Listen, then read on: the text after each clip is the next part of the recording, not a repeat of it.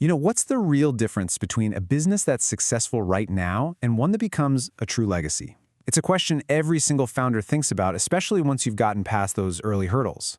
It's not just about the profits you make today, it's about building something that can stand on its own, something that can outlive you. Today, we're going to look at the framework for how that actually happens.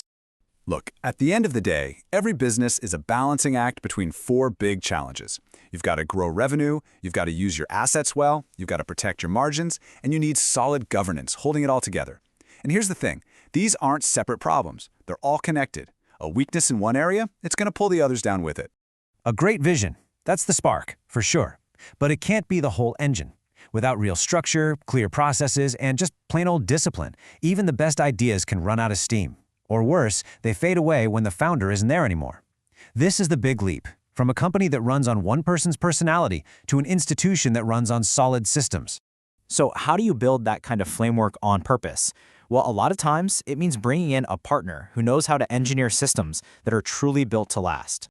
Let's take a look at a firm that does exactly this, a consultancy based in Pakistan called MNBEC. It was founded by Abdul Rahman Arif, who's known as a legacy architect, and their whole model is about locking in the connection between three key pillars: the vision of the owners, the governance of the board, and the strategy of the management. The whole idea is that when those three are in perfect sync, the business just becomes fundamentally stronger. But what does getting them in sync actually look like on the ground? Well, it's not about quick fixes or patching up isolated problems. The approach has to be holistic, building from the ground up. This pyramid really shows what that means.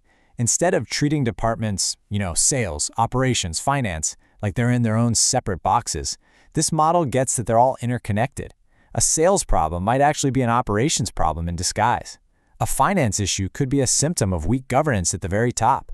You have to look at the whole picture. So you build it in layers, and it makes perfect sense when you see it. You start with the foundation, getting the day-to-day operations right. Once that's solid, you align all the departments on a tactical level. Only then can you lay a clear, company-wide strategy on top. And all of that is protected by strong corporate governance at the peak. See? Each layer supports the next one. Okay, so that's the big idea. But how do you actually take that framework and turn it into a real journey for a business? How do you go from the why to the how? Think of it like this. First, you have to define the destination. Where do you want to be in, say, 2030? Then you map out a glide path to get there from where you are today. But the key is, this isn't some report that just sits on a shelf. It's a living, breathing journey that you're guided on, step by step. And here's how that theory turns into reality. It's all about putting structured systems in place for everything, from the founder's core beliefs all the way down to daily team meetings. The whole point is to create an organization that runs on proven, repeatable processes so it doesn't depend on the heroic efforts of just one or two people. Of course, any model like this is only as good as its results. The real test is the impact it has in the real world, with real companies. So let's talk about that proof. When you see a number like over 500 completed projects, what does that really tell you?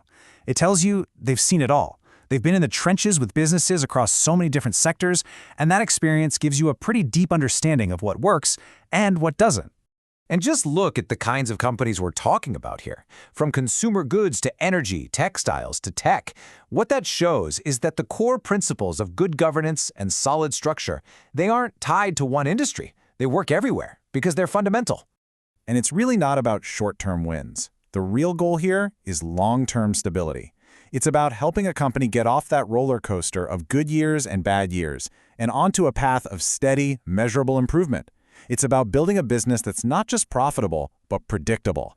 Because when you boil it all down, all these things, the structure, the strategy, the systems, they're all tools. They're all in service of one ultimate goal: turning a successful business into an institution that can truly last. This quote right here, this gets to the absolute heart of it. The shift from being personality-driven to institution-driven. It's about building systems and a culture so strong that the organization doesn't just survive, but actually thrives long after any one single leader has moved on. And this image of a tree, well, it's the perfect picture of that end goal. A business with deep roots, a solid trunk of governance, and the strength to keep growing and adapting through any storm, for generations to come.